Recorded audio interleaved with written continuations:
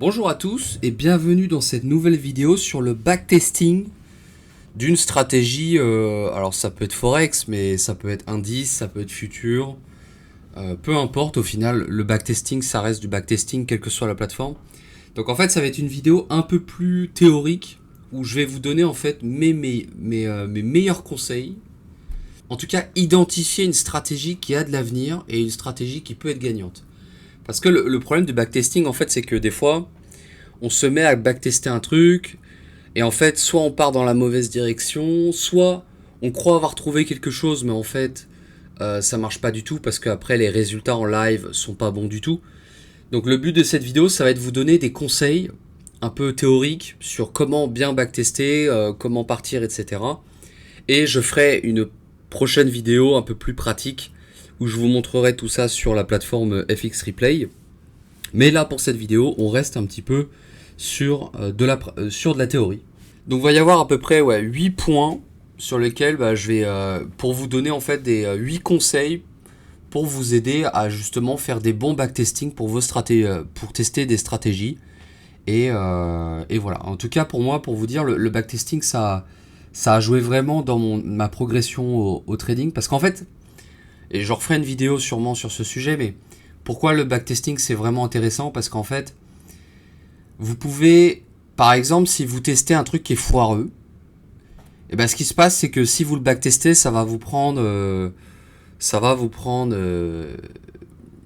heures quoi. Vous perdez 2-3 heures de votre vie. Alors que si vous la testez en live cette méthode, ça va vous prendre peut-être 2-3 mois et vous perdez du coup 2-3 mois de trading en fait. Donc du coup c'est pour ça que le backtesting est bien.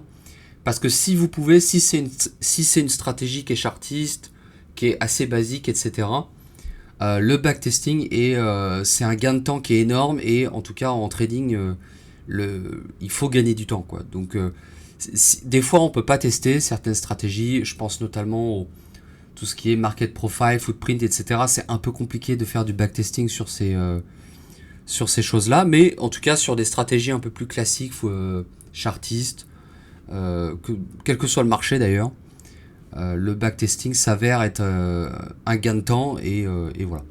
Donc du coup voilà, je propose tout de suite de partir dans la vidéo, à savoir 8 conseils pour faire un bon backtesting, ou en tout cas comment identifier qu'une stratégie a de l'avenir. Donc tout d'abord, je vais parler un petit peu du point qui va être la notion de récurrence. Je sais même pas comment on écrit récurrence. Je pense que ça s'écrit comme ça. En fait, en trading, de manière générale, et surtout en backtesting, il vaut mieux, donc on va mettre plus et moins, il vaut mieux une stratégie qui a, on va imaginer genre 3 mois. D'accord, une stratégie, on va prendre 2 stratégies avec 3 mois de backtesting. Il vaut mieux une stratégie qui fait, on va dire 3 mois, donc ça fait 20 jours de trading, ça fait 60 jours de trading sur 3 mois. Donc imaginons il y a 2 signaux par jour, donc ça fait 120. Donc vaut mieux une stratégie qui a à peu près 120 trades d'un côté et qui fait un profit de, je sais pas, 20%, qu'une stratégie qui a entre 0 et 20 trades même, et qui fait plus de 100%, quoi. Parce que en fait, ce qui se passe, c'est qu'en trading,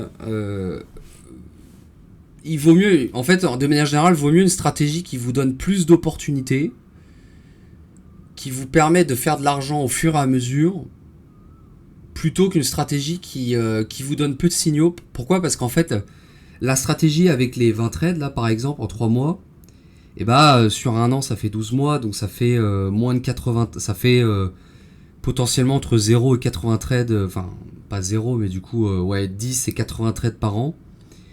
Alors que l'autre stratégie plus, ça va être par an, ça va être du 500 trades, quoi. Ce qui se passe, c'est que vaut mieux avoir une stratégie qui vous donne plus d'opportunités, parce que en fait, ça vous montre d'un point de vue mathématique, probabilistique, que vous avez raison en fait. Il vaut mieux avoir raison sur 200 trades que avoir raison sur 20 trades. Et donc plus une stratégie va vous donner de signaux, et vous êtes gagnant évidemment, et plus c'est bon signe. Donc voilà. Et en plus, l'histoire des pourcentages, évidemment, dans le cas à gauche, on pourrait se dire, ouais, c'est que 20%. Alors que là, on a quand même 200%. Évidemment, la stratégie à droite paraît mieux, mais en fait, la stratégie à gauche, vous pouvez la contrebalancer en augmentant votre risque. C'est-à-dire qu'en fait, l'histoire après de combien on gagne en trading, c'est pas très important. On peut augmenter avec les lots, on peut avoir plus de comptes, plus d'argent. Enfin voilà, les pourcentages ne comptent pas trop en fait. Ce qui compte, c'est d'avoir de la récurrence, d'avoir du volume de trade. Ce qui compte, c'est d'avoir le plus possible de récurrence. Et ça, c'est, je pense, un des conseils les plus importants dans le backtesting. Et par exemple, moi, pour vous dire, j'ai trouvé parfois des stratégies avec 5 trades dans l'année. Mais le problème, c'est que c'est des stratégies qui peuvent être intéressantes à tester. Donc je dis pas le contraire, hein, mais il faut que principalement, il faut que vous ayez des stratégies avec de la récurrence. Et après, éventuellement, dans un second temps, quand vous commencez à voir que ça marche pour vous, etc., pourquoi pas avoir des stratégies annexes avec peu de signaux, pourquoi pas. Mais il ne faut pas que ces stratégies avec peu de signaux occupent la majorité de votre temps. Voilà, donc ça va être un petit peu du bonus, et éventuellement ces stratégies-là. Faut pas les jeter à la poubelle, les stratégies avec peu de signaux, mais en tout cas, il faut se concentrer sur des stratégies avec beaucoup de signaux. Et voilà, 3 mois, 120 trades, bah voilà, ça fait à peu près 2 trades par jour. Donc là, on est sur une bonne stratégie dans ce cas-là. Donc ça, la récurrence, très important. C'est le conseil numéro 1 que je vous ai donné. C'est, je pense, un des plus importants. Le deuxième point de la vidéo, ça va être le risk-reward. Donc on va mettre, pareil, on va recommencer donc le risk-reward. Risk-reward.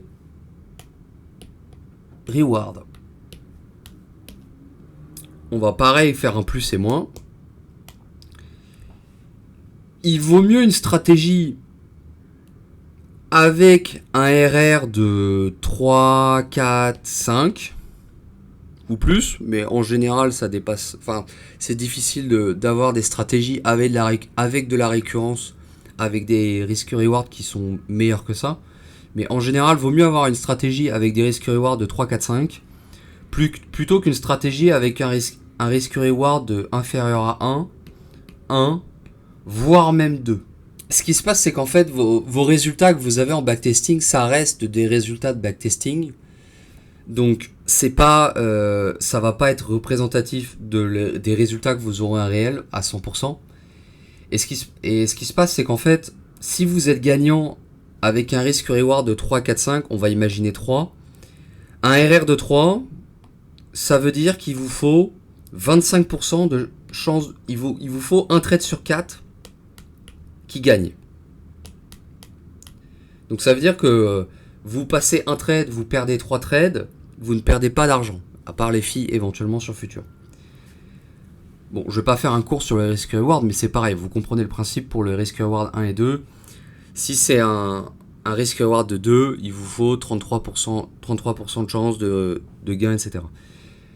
Ce qui se passe, c'est que si vous avez un risk reward de 1 ou moins de 1, le problème, ce qui va se passer, c'est qu'en fait, même si vous êtes gagnant en backtesting, vous allez vous faire bouffer par le spread, vous allez vous faire bouffer par les filles,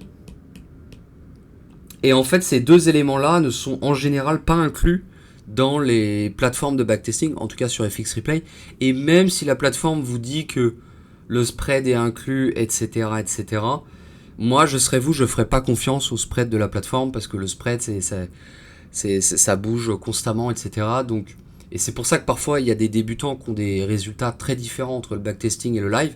C'est parce qu'en fait, simplement, il y a le spread, en fait. Le spread occupe une part énorme dans le résultat en live. Et c'est pour ça que du coup, si vous avez un bon risk reward, donc 3, 4, 5 à peu près, entre 3 et 5, et même si les résultats en live sont moins bons qu'en backtesting, et que vous vous faites bouffer un petit peu par les filles, les spreads, etc., mais au moins vous êtes quand même tout de même gagnant parce que du coup, bah, vous avez un bon risk-reward. Donc, avoir un risk-reward de 1 ou de moins, c'est impossible. 2, ça serait éventuellement envisageable, éventuellement, mais personnellement, je vous conseille de partir sur du 3. Le 3, c'est mieux, parce qu'en fait, vaut mieux une stratégie. En fait, le truc, c'est que, encore une fois, le but, c'est de pas perdre de temps. Et trouver des stratégies qui marchent avec des risk-reward de 2, il y en a. Le problème, c'est simplement que on veut pas perdre de temps. Et moi, je préfère simplement tester une stratégie en live, ou en démo, ou en live, ou sur un compte propre firme. Je préfère tester une stratégie qui a été validée avec un risk-reward de 3 minimum, plutôt qu'une stratégie qui a été validée avec un risk-reward de 1 ou de 2. Voilà. C'est, en général, 3 vous donne plus de sécurité, vous donne... c'est que c'est que d'un point de vue même probabilité pour vous, ça veut dire qu'en général, vos points d'entrée sont bons. Donc voilà, je vous recommande de partir sur un risk-reward de 3 à 5. 5, ça commence à être beaucoup, mais en moyenne, autour de 3, c'est plutôt pas mal. Dernier point que je voulais rajouter concernant les risk-reward. Donc il y a aussi, en fait, j'étais en train d'anticiper une question que éventuellement on pourrait se poser, c'est pourquoi simplement ne pas partir sur de risk-reward de 6, 7, 10, voire 20 en fait. Pourquoi? Tant qu'à faire, c'est vrai que je suis en train de vous dire d'avoir un bon risk-reward, d'avoir au moins un risk-reward de 3. Donc pourquoi pas partir sur un risk-reward de 6, 7, 8, 9, 10? Le problème, c'est qu'en général, et ceux qui font des backtesting et qui font du trading depuis longtemps ont connaissance de ça, c'est qu'en général, le marché, si vous avez un trop gros risk-reward, un trop bon risk-reward, en général, ce qui se passe, c'est que soit votre stop-loss, il est trop court, soit que votre profit va être atteint une fois tous les 10 ans.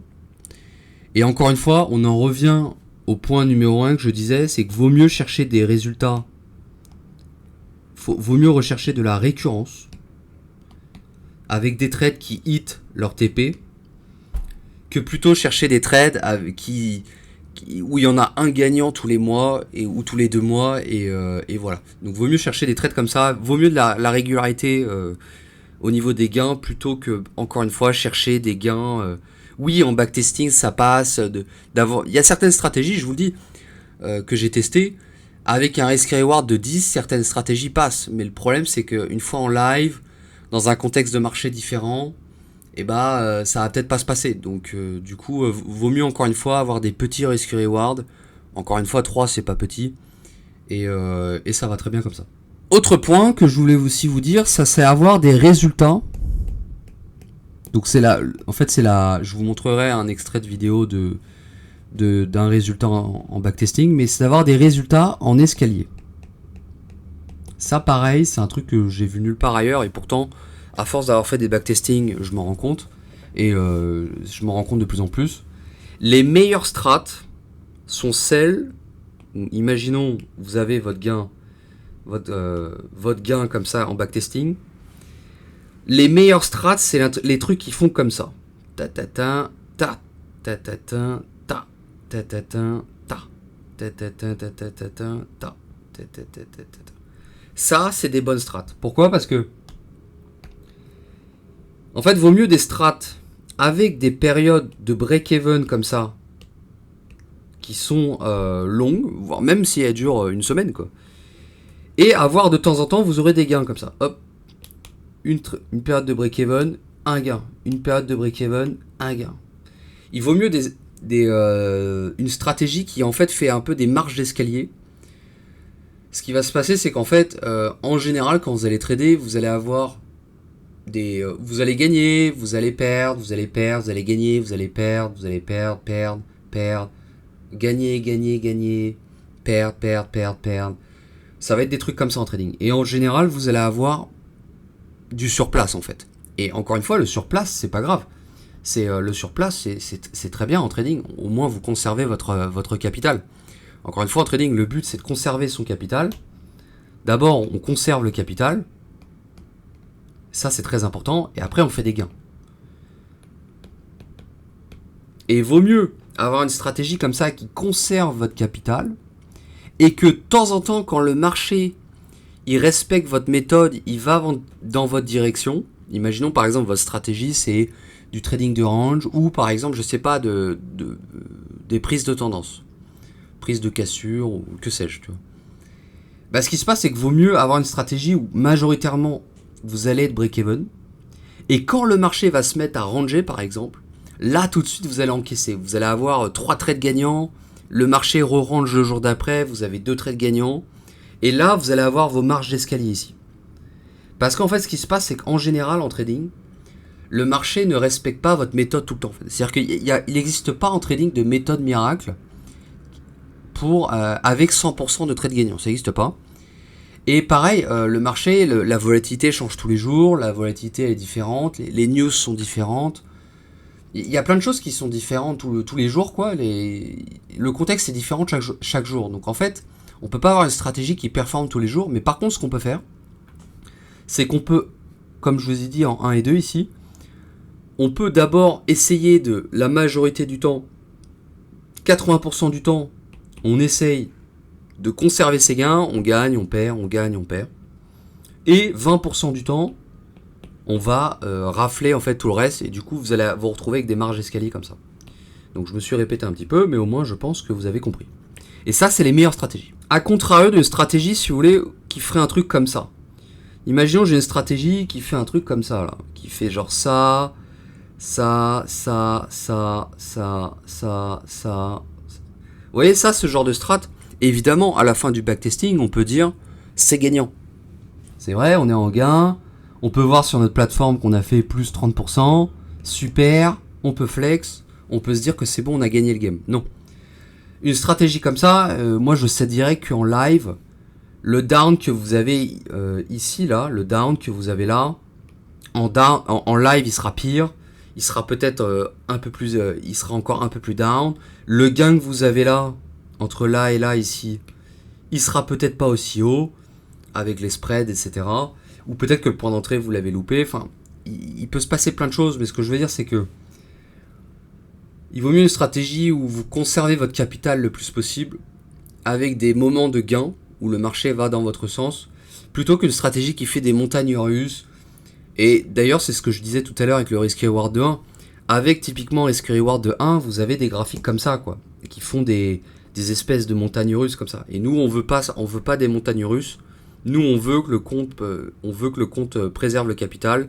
Et de temps en temps, bah, quand le marché sera un petit peu généreux avec nous, et ben on va rafler. Et puis voilà. Et du coup, il y a un autre point, et c'est le prochain point que je voulais énoncer, et qui est lié au point numéro 1. C'est tout simplement de mettre vos trades le plus possible à break-even. Mettre un trade à break-even, c'est quoi? C'est qu'imaginons vous rentrez, imaginons vous avez votre graphique de trading, bon ça c'est assez simple, mais vous rentrez ici, le marché commence à monter, hop, jusqu'ici, et votre stop loss qui était initialement ici, hop, vous le mettez au point d'entrée ici. Voilà. Donc ça permet que après, si le marché revient à ce niveau-là, vous perdez 0$. Un truc comme ça. Voilà, 0$. Donc ça c'est le break-even. Donc je vais pas vous expliquer, vous avez compris je pense. Et du coup, pour mes histoires de marge d'escalier que j'étais en train d'expliquer, ce qui se passe c'est que pour avoir ces marges d'escalier, il va falloir justement mettre vos trades à break-even. Ça veut dire que par exemple, alors la question c'est quand exactement on met à break-even, etc. Ça dépend de chacun. Mais en général, moi, pour vous donner un ordre d'idée, en général, grosso modo, en général, quand vous avez atteint un risk-reward de 1, ça veut dire que vous avez votre gain que vous êtes en train de faire est à peu près au niveau du risque. Là, vous mettez à break-even jusqu'à votre TP qui a un risk-reward de 3. Donc ça vous permet de... En fait, ça c'est une philosophie qui est simple. Parfois, bon, j'ai des exceptions, je fais un peu différemment, mais grosso modo, c'est le conseil que je donnerai à tous les gens qui débutent le backtesting. Ça, c'est le conseil général qui fonctionne. Ça veut dire que vous mettez jamais votre break-even trop tôt, vous le mettez jamais trop tard. Quand vous avez atteint en termes de gain ce que vous avez risqué, c'est plutôt intéressant de le mettre à break-even. Et en général, statistiquement parlant, d'après tous les tests que j'ai fait, c'est plutôt pas dégueulasse de faire ça. En général, ça marche plutôt bien. Le prochain point, et là c'est très important, c'est le spread. Et j'en ai parlé un petit peu tout à l'heure. Ce qui se passe, c'est que sur FX Replay, donc la plateforme que j'utilise pour le backtesting, et peut-être même sur d'autres plateformes, il n'y a pas de spread. Il n'y a pas de spread. Il n'y a pas de spread. Donc du coup, ce qui se passe, c'est que vos résultats que vous avez en backtesting, peut-être qu'ils sont du coup prometteurs, mais il faut toujours garder à l'idée qu'il n'y a pas de spread en fait. Ou que le spread qui est, même sur par exemple MetaTrader 4, le spread, on peut mettre un spread, etc. Mais encore une fois, ça vaudra jamais le spread en live. Donc moi, ce que je vous conseille de faire, tout simplement pour cette histoire de spread, imaginons, vous respectez les points que je vous ai dit avant, la récurrence, le risk reward, vous avez des résultats en escalier, vous faites des trades break-even, etc. Et vous êtes prêt à tester en live ou en démo votre stratégie, imaginons. Moi, ce que je vous conseille, c'est que si par exemple votre stop loss, il était à, je sais pas, 10 points, et bah vous le mettez à, alors si le spread il est de 2 points, vous le mettez à 12 points. Moi personnellement, ma stratégie sur la session asiatique, mon stop loss il est entre 5 et 7. Mais en backtesting, j'avais mis un stop loss à 5 points exactement. Mais je savais que, c'est pour ça que je mets 5 et 7, parce qu'en fait en backtesting j'avais 5 de stop loss, mais je sais que avec le spread etc. En général, je tourne entre eux même 6 et 7 en moyenne, quoi. Voilà. Donc du coup, pareil, prenez en compte le spread, ça veut dire qu'une fois que vous avez une stratégie qui est bonne, rajoutez un petit point de spread au niveau du stop loss, c'est toujours à prendre en compte. Aussi, donc autre conseil très important, il vaut mieux, on va revenir avec mon plus et mes moins, il vaut mieux une stratégie qui est bougie par bougie. Je vais m'expliquer après. Bougie par bougie. Plutôt qu'une stratégie qui est tick par tick. Alors évidemment, tick par tick, on pourrait se dire, c'est mieux. Tick par tick, c'est plus précis. C'est vrai, moi là, le bon sens voudrait que le tick par tick soit mieux. Mais en fait, quand je dis bougie par bougie, qu'est-ce que je suis en train de dire? C'est que simplement que vous prenez tous les, par exemple, imaginons vous êtes en UT 5 minutes, et après je reviendrai sur les histoires des UT, mais imaginons vous êtes sur une UT 5 minutes ou 15 minutes, il vaut mieux en fait regarder par exemple tous les 5 minutes s'il y a une opportunité de trade. Par exemple, vous regardez à 14h, 14h05, 14h10, 14h15 en backtesting du coup. Il vaut mieux une stratégie avec une entrée qui se décide à la clôture de la bougie, plutôt qu'une entrée qui se décide en fonction du mouvement des ticks. Parce que les mouvements des ticks que vous avez en backtesting ne sont peut-être pas exactement les ticks en fait qui s'est passé en réel, c'est-à-dire qu'il y a toujours un décalage. Encore une fois, en fait le but d'un bon backtesting, c'est simplement de réduire le plus possible de paramètres qui sont différents par rapport entre le backtesting et le réel. Et pour réduire ces paramètres, il vaut mieux une stratégie qui est bougie par bougie. Qu'est-ce que ça veut dire tout simplement? Ça veut dire que, par exemple, si vous êtes sur un UT 5 minutes, vous cherchez tous les 5 minutes, est-ce qu'il y a un point d'entrée? Et si par exemple, la stratégie que vous testez, il y a une bougie d'un coup qui se met à monter et vous vous dites, tiens là c'est le moment où je dois rentrer. Après, que ce soit un market order pour entrer sur le niveau de la clôture ou placer un ordre limite à une différente position, par exemple sur une bande de Bollinger, sur une moyenne mobile ou quoi que ce soit, ça marche aussi. Mais en tout cas, la décision se fait bougie par bougie. Et après, évidemment, le trade, une fois qu'il tourne, il se fait tick par tick. Mais la décision, vous la prenez bougie par bougie. Et en tout cas, moi, j'ai remarqué que c'est le genre de stratégie qui donne un meilleur... ou en tout cas, les résultats en backtest sont plus proches du réel. Ensuite, prochain point, donc là, on va parler des sessions. Comme je disais, alors je pense l'avoir dit dans une autre vidéo, mais en gros, En gros, grosso modo, quel que soit ce que vous tradez, actions, forex, futures, indices, machin, vous avez 3 sessions. Vous avez la session US, vous avez la session Europe, je les ai pas mis dans l'ordre, et la session Asie. Donc c'est comme ça, dans le fil de la journée c'est comme ça. Ça commence par l'Asie, ensuite l'Europe, et ensuite l'US.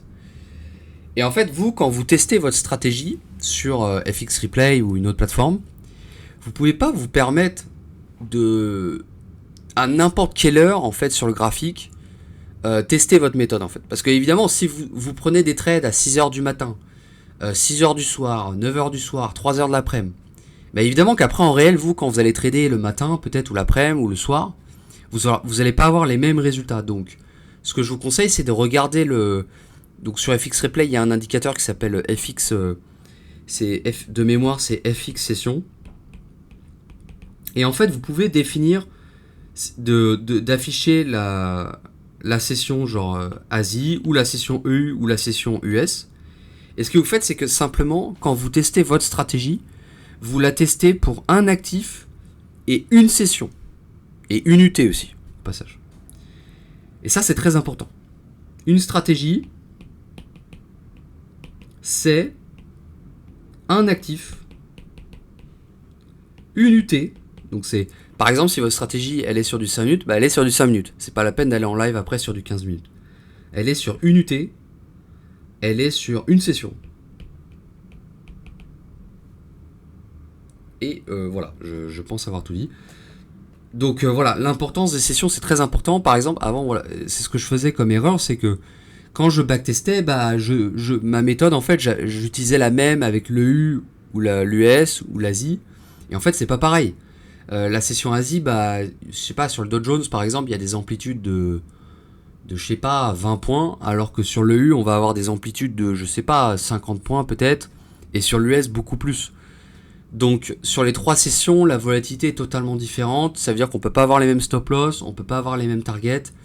Et même si votre stratégie, elle a par exemple un stop loss dynamique en pourcentage ou par rapport à un indicateur, etc. Même ça, je vous conseille de quand même toujours backtester pour de faire votre backtesting sur une UT et surtout une session. Et voilà, avec l'indicateur FX Replay, comme je vous ai dit, vous allez pouvoir, une fois que la session commence, vous allez pouvoir voir et puis voilà, vous pouvez lancer le backtesting. Ensuite, autre conseil, et ça c'est du bon sens, c'est la simplicité.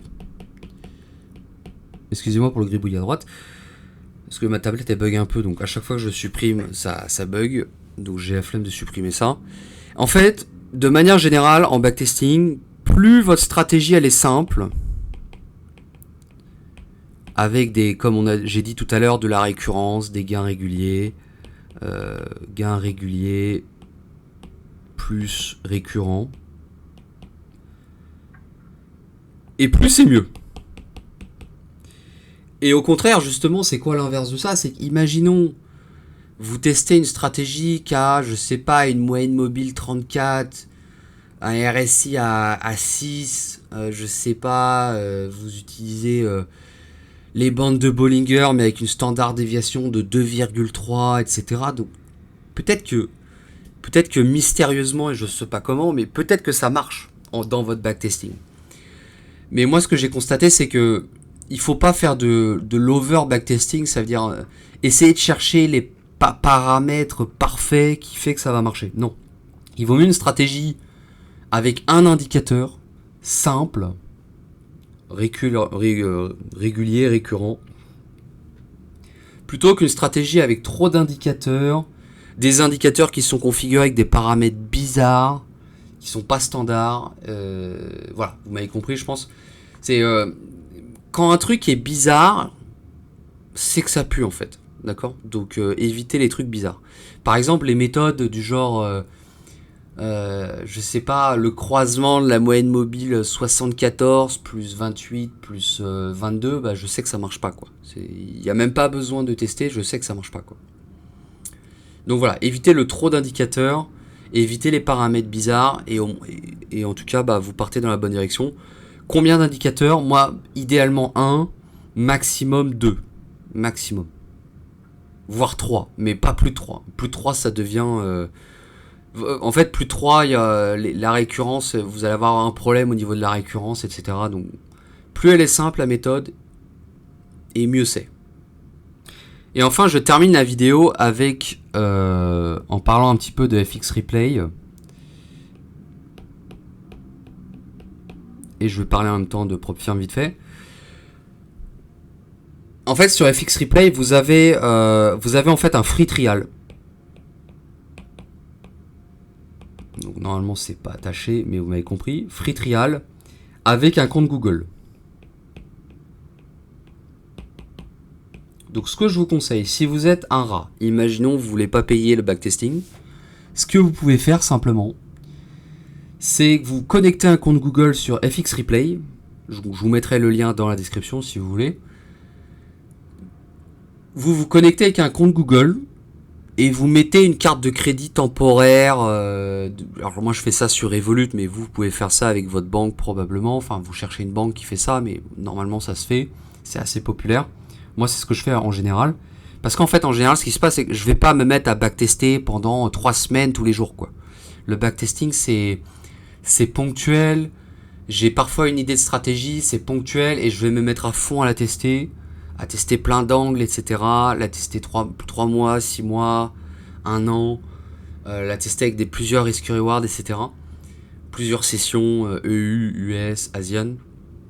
Et ce qui se passe, c'est qu'en général, quand même, au bout de 5 jours, je commence à en avoir marre, en fait. Donc le free trial est suffisant, en fait, sur FX Replay. Pensez évidemment à exporter vos résultats, à faire une petite vidéo, des screenshots, à exporter un petit peu pour pas perdre tout ça, parce que vous allez perdre votre compte après FX Replay. Mais par exemple, si vous êtes un rat, vous pouvez si vous êtes un rat, si vous voulez pas payer quoi, si vous pouvez vous permettre d'avoir plusieurs comptes Google, plusieurs cartes de crédit temporaires avec 0€ dessus, et puis voilà. Vous pouvez payer aussi, mais simplement je vous donne une astuce pour ne pas payer. Et parce que voilà, moi me payer un truc de backtesting pour 1 an, la flemme quoi. C'est surtout que c'est le truc que je vais utiliser 4 fois dans l'année, donc j'ai un peu la flemme. Et comme je disais aussi un petit peu en début de vidéo, mais imaginons vous avez trouvé une strat qui est imaginons vous avez trouvé une strat. Ce que je vous conseille, c'est d'aller la tester tout de suite en démo. Alors pas tout de suite. Alors soit vous la testez en live sur un petit compte réel, soit vous la testez en démo, ou soit vous la testez comme moi j'aime faire sur un compte PropFirm. Voilà, donc ça c'est un petit peu mon petit conseil. Les comptes PropFirm, l'avantage c'est qu'au moins vous avez un environnement live avec un petit prix, et si votre stratégie vous l'avez, elle marche réellement, bah le compte PropFirm il peut monter, et après vous pouvez retirer l'argent que vous faites quoi. Donc du coup l'avantage d'un compte PropFirm c'est que c'est pas cher. Le compte PropFirm vous limite en termes de risque, en termes de pertes, etc. Donc au moins vous avez une idée si votre stratégie est bonne. Et voilà. Et si vous arrivez à faire des gains réguliers après, bah, c'est que vous avez trouvé votre stratégie quoi. Donc voilà, c'était tout pour les PropFirm. Je pense avoir tout dit. Donc je ferai une vidéo un peu plus pratique la prochaine fois sur FX Replay pour vous montrer exactement. J'avais pas envie de faire une énorme vidéo dans. Là, c'est juste pour vous donner la théorie, en fait, pour ceux qui s'intéressent au backtesting. Tous les conseils que je vous ai donnés, j'ai vraiment listé les plus importants, à savoir récurrence, risk reward, résultat escalier, break-even, le spread, stratégie bougie par session, méthode simple. Tous ces conseils que je vous ai donnés, ils sont vraiment élémentaires et voilà, si ça marche pas pour vous en backtesting, c'est peut-être parce que vous mettez pas vos trades à break-even, peut-être parce que vous n'avez pas des bons risk reward, peut-être que vous faites un testing en tick par tick et du coup ça sera incorrect avec le réel. Donc voilà, en tout cas merci d'avoir écouté la vidéo. N'hésitez pas à mettre un like, un commentaire. J'ai aussi une formation gratuite en bas dans la description pour ceux qui veulent apprendre le trading. Donc voilà, c'est une formation qui est gratuite, qui ne vous engage à rien. Et puis voilà. Donc moi je vous souhaite une bonne journée et puis on se retrouve dans une prochaine vidéo. Salut les gars!